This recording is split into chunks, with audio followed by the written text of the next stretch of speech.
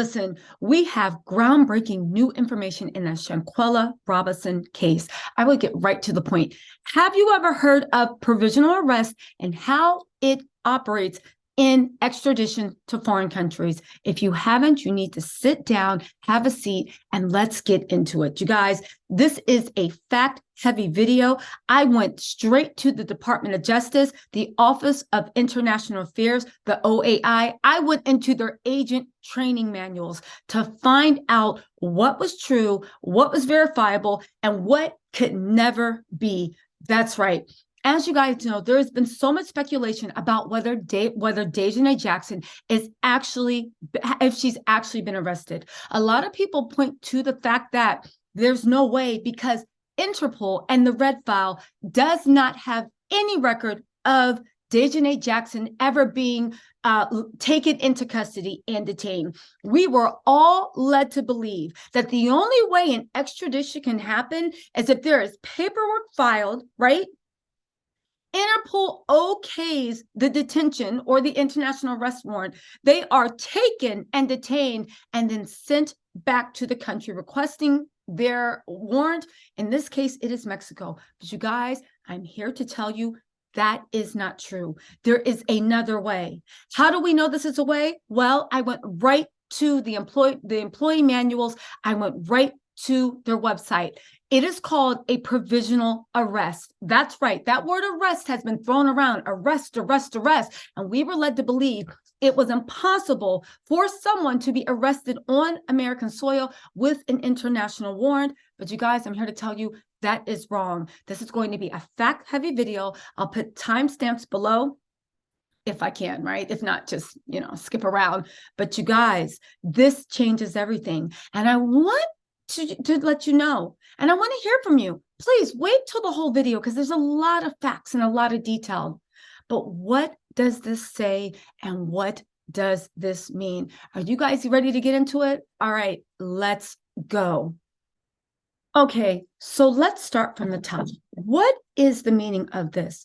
There are new reports from the Metroplex MX, right, that they are saying that Daejanae Jackson was arrested in Connecticut at a relative's home and will remain in custody for up to 30 days while they decide whether or not an extradition is warranted. It got all the bells and whistles in my head going. First of all, this is the umpteenth time that the Metroplex has doubled down on the word arrest, okay? And just to let you know the way my mind works, and I'm taking you through my thought process, when I want to verify if something is true, I go to the statements and I try to see are any or all parts of the statements either verifiably true, possibly could be true, or there is just no way in the world anything you're saying could be fact.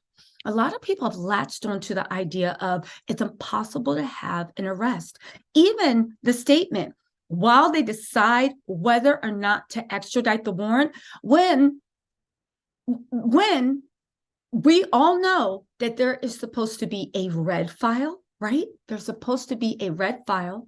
That red file is the request. Once that request is approved, it is issued, and then the person is detained, okay? That's what we've been led to believe is the only way to get someone who is wanted for a warrant overseas, or is it? Coupled also with the fact that there's all these reports now saying that, yes, while we reported on the Metroplex, I think Yahoo News actually not retracted, but they actually said, we're reporting this, but we did not independently verify on whether she was detained. We're just taking the Metroplex newspaper, their word for it. And I said, okay, if you guys can't verify, I know somebody who can. Right? You know, my nosy self was all in the business. I love to deep dive into information. So what did I do? I started thinking, let's break this down into components. Daejanae Jackson was arrested in Connecticut, right? And at a relative's home. Now, for that, whether she was arrested at we'll talk about that, will remain in custody for up to 30 days. That's interesting. And also, while they decide whether or not extradition is warranted. So let's get into whether any of this could be true It's true or there's no way. Let's start with the first claim. Daejanae will remain in custody for up to 30 days because she was arrested into custody. This part was the easiest to actually confirm if it could even be any basis of truth to it. Under Chapter 964 of the Uniform Criminal Extradition Act, we're going to get to the provisional arrest, but you need to know this, okay? It's a buildup. Under Chapter 964 of the Uniform Criminal Extradition Act, by the Connecticut General Assembly. Judge or magistrate is satisfied by the proof. The magistrate must, by warrant reciting the accusation, commit him or her to the county jail for such time not exceeding 30 days, right? And specified in the warrant. Okay, so there is a legal precedence for anybody arrested in Connecticut that you can be held for 30 days on a warrant. All right, that's great. I also went to North Carolina just because North Carolina has that same 30-day rule. It literally indicates the same thing, that fugitives may remain in custody for up to 30 days to await pickup, although local jurisdictions may require the agents to arrive more quickly. If not picked up within 30 days, the fugitive may apply for a writ of habeas corpus demanding release. Great. So we checked out that statement. And for that part, we cannot say whether the whole statement is true or not, but we can say that it is possible that she will remain in custody. Now, here comes the part that I was like, okay, we have to investigate this and try to verify. While they decide whether or not to extradition is warranted, again, we've been led to believe that there's only one path to extradition. You give all the evidence to the judge issues a thing, you're picked up and detained, and then you're sent back. It's impossible to be arrested, right? Especially on an extradition. You're only detained. Or is it? Well, you guys, I'm here to tell you that everything we've been led to believe with that, we need, it's not that it's not true, but there's something that they weren't telling us. And where did I find that? I went to the source. I went to the source. I called the FBI. Now, I'll be serious with you, right? The FBI literally said that the investigation is ongoing. Anybody can call the FBI to get information. As you know, it was a fool's journey. The FBI does not release information to the public, whether you are a member of the public, whether you are a reporter, whether you are a YouTuber, even if you are not involved in the investigation, they will not release that information. They literally told me that the investigation is ongoing. When asked whether Daejanae was in custody, they just said investigation is ongoing. They would neither confirm nor deny. Now, here's the thing you have to know about dealing with the FBI, right? And let me know what you think in the comments, but please wait till the end, because I guarantee it's going to be worth it. The existence of one thing the non-existence of one thing is not the existence of another. If the FBI does not confirm or deny, their silence is not to be taken as anything. All you know is investigation is ongoing, and the FBI's website says they do not share anything in ongoing investigations. Fine, that was a dead end. This can't be any help. Then I went to Interpol and I looked through what to see for what file. Interpol was the one that set off all these conversations in the press. That Interpol was what started off a million conversations about the fact of you need all the paperwork, and once that's approved, then they will pick it up. But when the paperwork is submitted and it's approved, then it goes up on the website. I went to Interpol's Red Fall website, nothing with Daejanae's name. I said, okay, that's a dead end. So why are these repeated claims that she was arrested? And also that weird little thing, while they decide whether or not to extradite, because if you went through Interpol in the red file, getting approved automatically is extradition. Didn't make any sense. So I went to the source.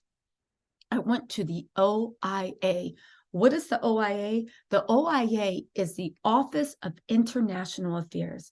And if you guys don't know, the OIA handles all extraditions to and from America. They work in accordance, right, side by side, with the Department of State, because there's a lot of paperwork the Department of State needs to approve, because all extraditions are usually done under treaty. If you guys don't know, America has treaties with 190 countries, definitely with Mexico. Just stay with me. I'm going somewhere. From the time we can remember, people that commit crimes in America, either flee to Mexico or Canada, and people that commit crimes in Mexico flee to America or Canada.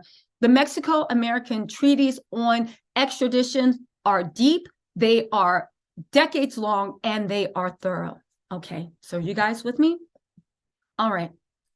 So the Office of International Affairs is the only one. Once the Department of State checks everything, checks the treaty, makes sure that the extradition request is in line with the treaty, the Office of International Affairs are the only ones that can approve an extradition. Okay, we'll get to that, and I'll show you guys the receipts on that. But do you know also what they do?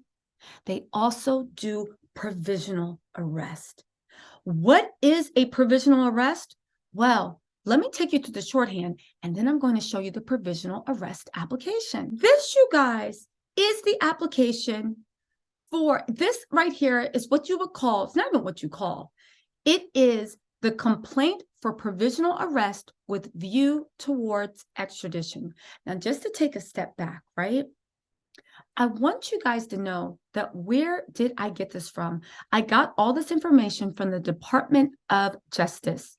This is the Justice Manual. It is a criminal resource manual. The OIA handles all deportation. The Department of Justice, of course, the OIA works with the Department of Justice. These manuals, the criminal resource manual, are the actual manuals that the people that work in these departments actually use. They are updated frequently, and you are always to check to make sure it's the most updated version. If you go on there today, they say that this whole manual was updated January 22nd, 2020. Whenever there are changes to any procedure and anything criminally, they update the manuals. The last time this was updated is January 22nd, 2020. That means this is the most current manual you can get. These are the manuals that the workers actually use. Now, let's get into this. Also, if anybody wants to know a little bit more about what the OIA does, the role of the Office of International Affairs and Foreign Extradition Requests. The Office of International Affairs reviews formal extradition requests received from the Department of State to verify that the request is in good order and that the documents will establish probable cause to believe that a crime was committed and that the fugitive committed it. OIA also reviews requests for provisional arrest. Conforming requests are forwarded to the district in which the fugitive is believed to be located with instructions as to how to proceed. OIA advises prosecutors at all stages of the extradition proceeding. Prosecutors should not act on any request for extradition that comes from a source other than the OIA. Now, let me just get everything. We've been led to believe that the red file is the only way to get extradition, but the department that handles OIA also tells us there's a different avenue. The country can directly petition the U.S. government to start extradition, in addition to Interpol. If you guys don't remember, Attorney De La Rosa, in his press statement, did say we're doing everything we need to do. We submitted the paperwork for Interpol, and we're also working with the FBI for extradition. That means that he even said they're working directly. Why is that? Because America and Mexico have a great relationship when it comes to extradition treaties. Second of all, the FBI, I would assume, has been keeping tabs on the Cabo 6. They know where they are. This is very important. Follow me on this. This is really important.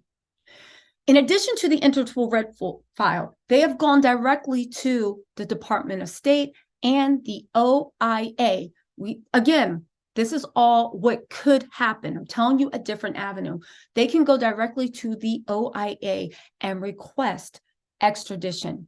But again, we've been led to believe that the only way to get extradition is when you request, you need to have all that paperwork.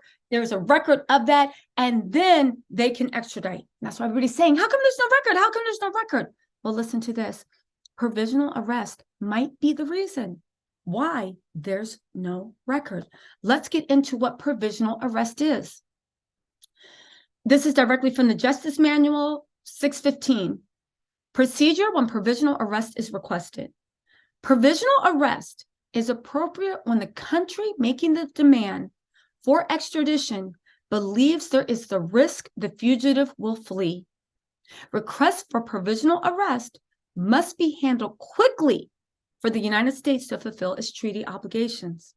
Now, you guys, the provisional arrest goes a little deeper because I'm going to explain this. But provisional arrest allows for, because you think the person is a flight risk, if there's a treaty in place, to actually ask the OIA, listen, I know you need the paperwork, but I'm telling you, these people are going to run.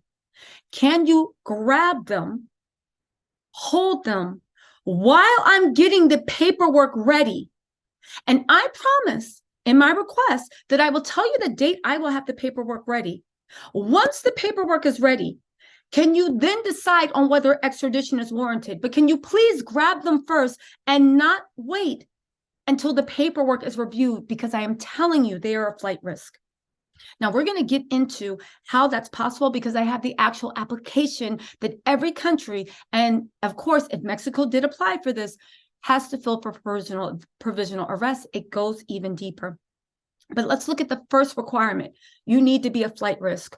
What is a bigger flight risk than a woman that is on tape beating a woman until she dies? And then the coroner's report has the cause of death as internal decapitation, which line up with that. And you know, when you left when you were in that country, you did not turn yourself in or confess to authorities. You concealed information, went back home. When you got back to America, you did not contact the authorities. You did not confess. You did not say anything. You simply left. You fled the scene of a crime to which it looks like probable cause that you are responsible for that crime. If that's not a flight risk to go in front of your judge, Your Honor, she did not turn herself in. She fled. She is a flight risk. I don't know what is. So to me, and let me know what you guys think, it seems like Daejanae Jackson has 100% in Shanquella's case proven that she is a flight risk. Okay. Now, how are provisional requests carried out? Because there is urgency. Okay. And again, there are two ways that you can move for extradition. And they even say it in the Justice Manual. There's a way to do it with a provisional arrest with view to extradite. With view to, a complaint for provisional arrest with a view towards extradition, or you can just go straight to extradition. Extradition, you get the paperwork first, and then they seize the person. Provisional arrest, they seize the person, and then you're on a schedule and time clock to get the paperwork. Okay, that schedule or time clock to get the paperwork is under the treaty, but oddly enough, in that treaty, because they go by the local state, if they ask for provisional arrest and they seize Daejanae Jackson, Mexico has 30 days, according to Connecticut, to give all the completed paperwork to see if a warrant if the warrant is valid and if they're going to move forward with extradition. Okay, but there's more because I got to get into this, okay? After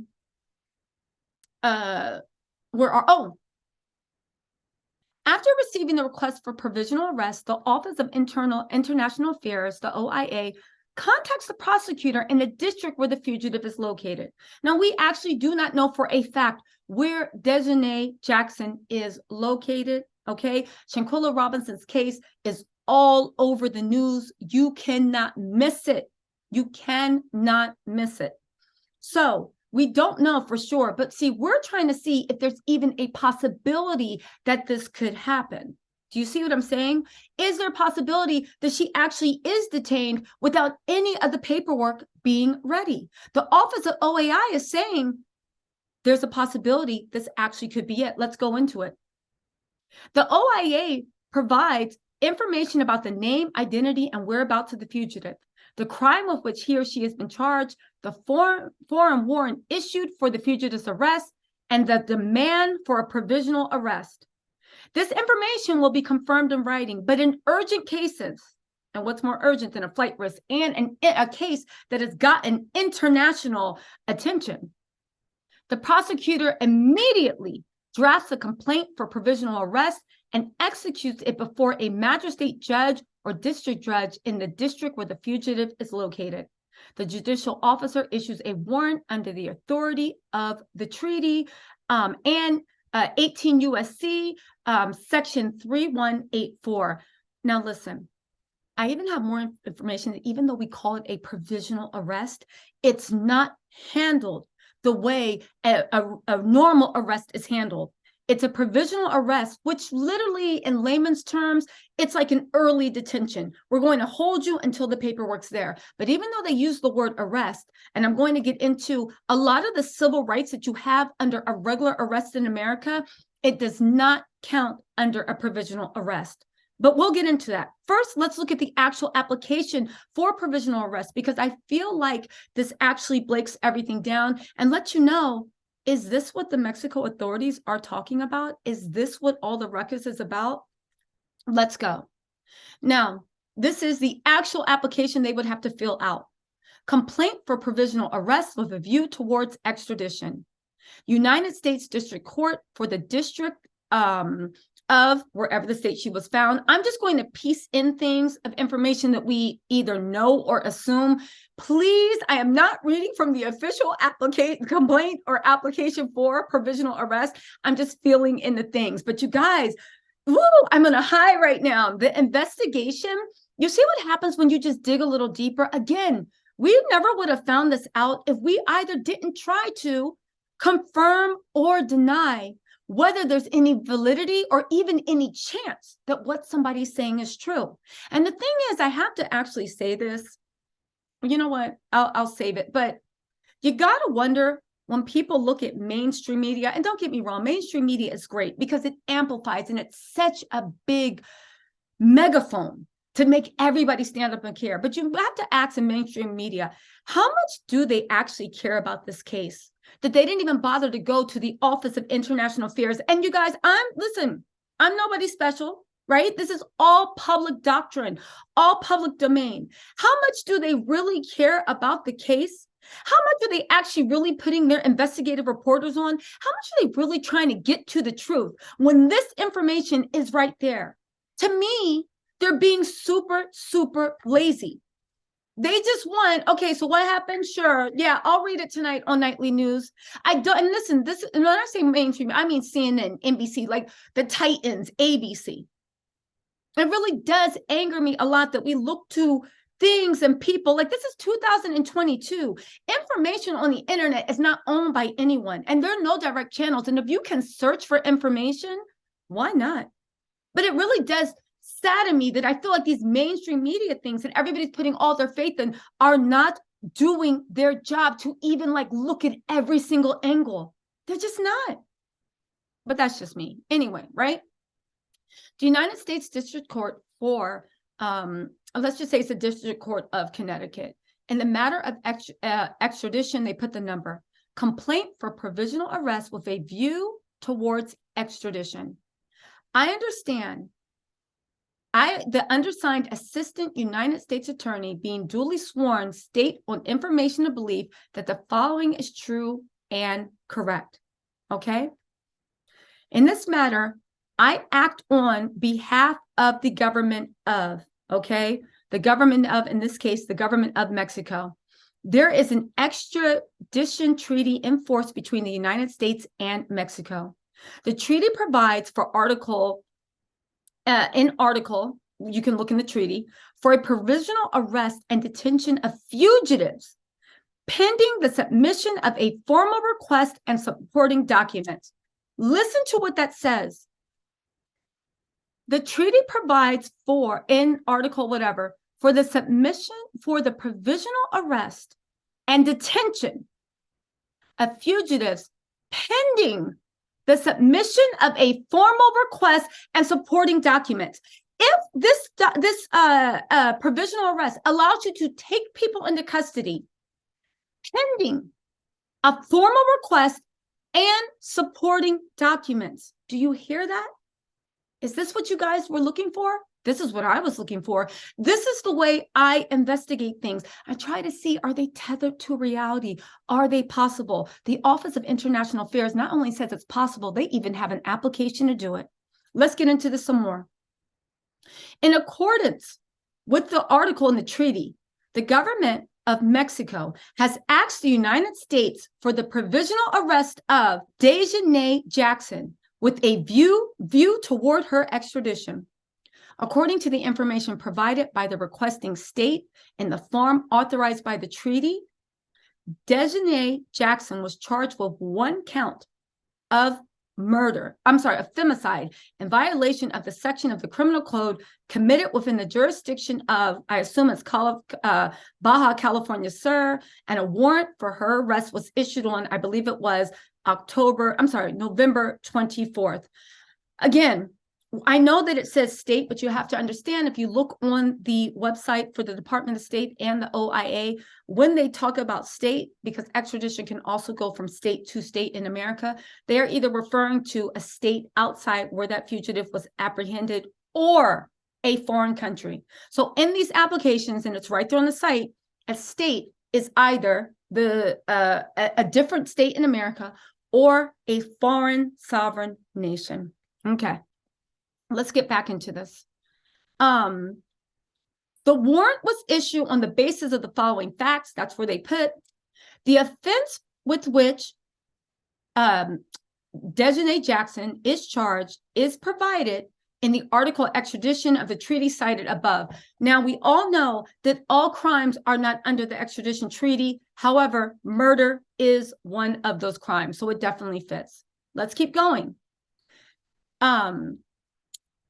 Daejanae Jackson may be found, this is number 8, Daejanae Jackson may be found within the jurisdiction of this court, and they actually give the location. Again, this provisional request as an emergency thing that moves very quickly because they think the person that they have is a flight risk, and they think that if they wait and go through traditional channels and just wait for paperwork to be approved, that the person will escape.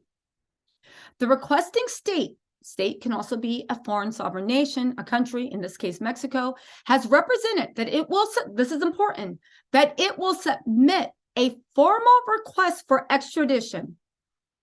So the formal request doesn't even have to be in for them to pick her up. So they're saying that they will submit a formal request for extradition supported by the documents specified in the treaty within blank number of days as required by article blank of the extradition treaty. You guys, do we know if Daejanae Jackson is in custody? No, but it will all come out in the wash. If she is under a provisional arrest, and we're going to get into how that arrest is not like a normal arrest. They actually spell it out in the justice manuals. Within 30 days of when they said she was picked up, if she was, we will have proof. The proof that the paperwork and everything will have to be submitted. It will be in the public file. We will have proof. Oddly enough, is that not what the Metroplex has stated? And I believe on the lead attorney, right? This was on the lead attorney's lives. Mr. Suniga also clearly said that she will remain in custody for 30 days while they decide whether or not the extradition is warranted. Okay, but there's more, you guys. Don't click out. There's more, okay? This application right here, which must be submitted by an assistant United States attorney on behalf of a foreign sovereign nation, applies for all of that. So do we know if that's actually what's happening? No, you guys, I'll be honest with you. At this point, we are all guessing. Some people claim to have inside information, right? Some people are just doing theories, looking at evidence themselves. Some people are digging in justice websites. My point of the matter is, what Metropolis is claiming is possible. We were misled, guys. The red file and what the process that everybody told was the way it had to happen.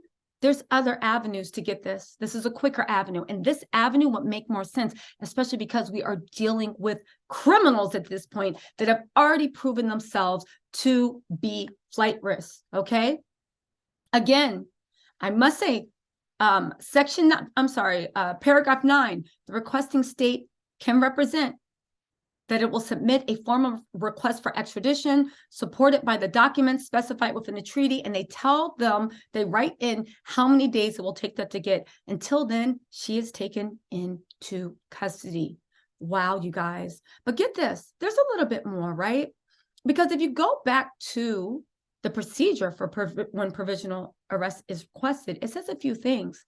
It says the fugitive is arrested and brought before a magistrate judge who informs him or her for the reason for the arrest.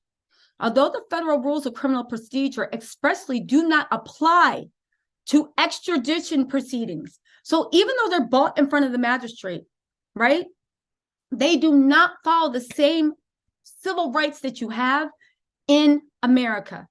And when I say civil rights, I'm not saying they're like throwing her in Guantanamo Bay. I'm saying that because no official paper, okay, let me just roll back. There is no clear guidance for when information has to be uploaded into a public database. Public database. We know that they do things internally. And we know every time somebody comes, like I said, they're like, oh, they got them boys and they enter them in and this and that. That's an internal database.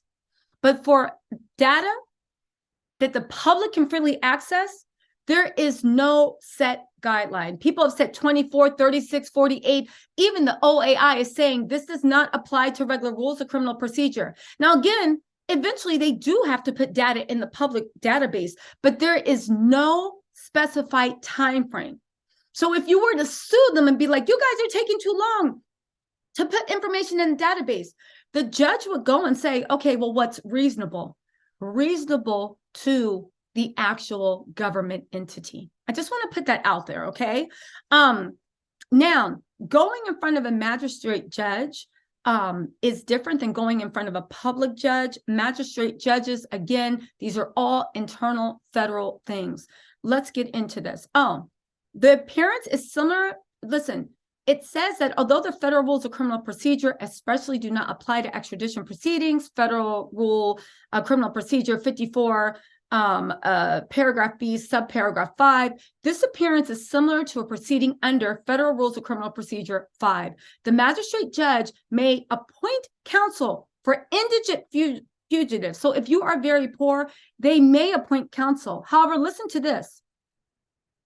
Although there appears to be no basis for doing so, given the inapplicable, being that it's inapplicable of the rules, including 44 and 18 USC 3006A, which limits representation to criminal defendants. Again, we are not in regular court. You are in court for deportation. You are under a magistrate for the OIA. Not only that, you do not have a right to an attorney if you can't appoint one. And the court does not appoint attorneys. And even in their own things, they're saying they're against appointing attorneys. I'm just saying. Get this also. The magistrate judge may also set a hearing on bail. You know that is, if you're taken into custody, you could get a bail hearing. However, the Bail Reform Act does not apply. See Manual 618, we're about to go in there. The magistrate should schedule the hearing required. The date will depend on the time allotted in the treaty for submission of the documents in support of the formal request and should allow for transmitting the documents from the Department of State to the court to the council. Do you know what it just says? Not only do you not get an attorney if the court doesn't want you to have one, right? You also do not have a right to bail at all. Under the Bail Reform Act does not. And not only that, they say, right, the magistrate should schedule the bail hearing. However, the bail hearing will depend on the time allotted in the treaty for submission of the documents in support of the formal request, and should allow for transmitting the documents with the Department of State. If you guys don't know, the Department of State gets the documents, checks them for validity, then they have to do a translation. Legal translations take a lot of time because, as you guys can see, there's a lot lost in translation. They are saying that even though if they did snatched up Daejanae, maybe she could get out on a bail hearing. However, she is not even due legally a bail hearing until Mexico gets all its paperwork together and the Department of State okays it and then sends it over. But what's more, let's look at 618, because I know y'all want to know about the bail hearings. This is actually really good.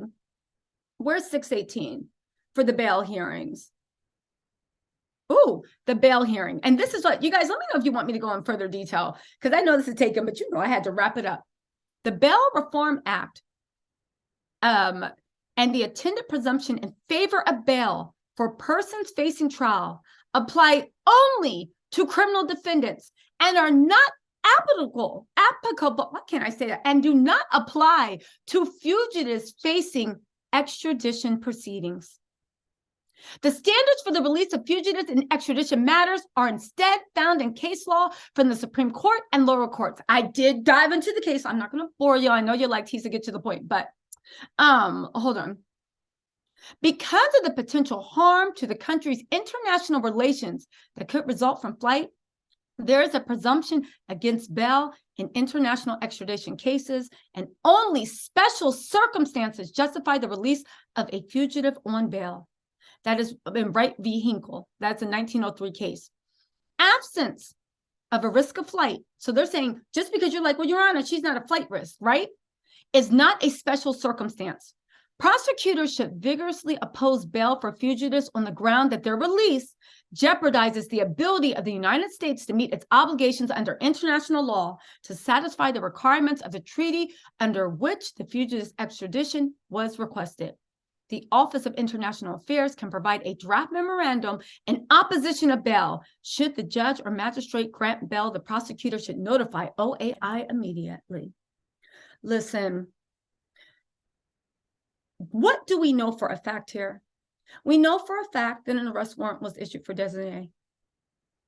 We know for a fact that there is a way that she is actually being detained, arrested, without anything being in the formal systems. Why? Because in a provisional arrest, you are detained, and they give, in this case, Connecticut, the people that applied for the warrant for provisional arrest, they give you, or even in North Carolina, 30 days to get your paperwork, get your documents, get all that stuff, and submit it to the court. Now, do we know if Daejanae Jackson is in custody? We cannot confirm, but according to the OIA, we can neither deny. I will say that everything will come out into the wash within 30 days. I believe that is the limit under the treaty for Connecticut and North Carolina. Go ahead and look at the criminal statutes. You guys, the one thing I do want to say, and we'll do this into a part, whatever. If you let me know if you guys want to hear more information, because I found out even more information. The one thing I do say is, let's act like everything is all a lie, that nothing's true. The one thing that we need to ask is, let's just say that she's not under provisional arrest. Let's just say that she's not being detained while Mexico gets the paperwork up, and that's the reason we don't see anything on red file anywhere else, because no paperwork's been submitted again.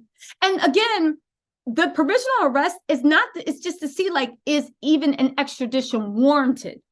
Let's just say all that is okay, whatever. So let's ask ourselves, which the question is like shocking, no one's asking. Why isn't Daejanae Jackson arrested? We have the video. We have the autopsy. Why are the Cabo 6 walking around? Why are the Cabo Six being so eerily quiet? Nobody from their family, no friends. I know there's a bunch of fake pages. There's a fake page for Shanquella's mom, for Shanquella, for all the Cabo Six. There's fake pages everywhere. That's why whenever I see somebody going live or posting something, it could be true. I don't trust it because there's been so many fake pages I've found. People are sick the way they're making up these things. But we need to ask ourselves, why are they all being so eerily quiet? Why isn't no one talking? Where are they?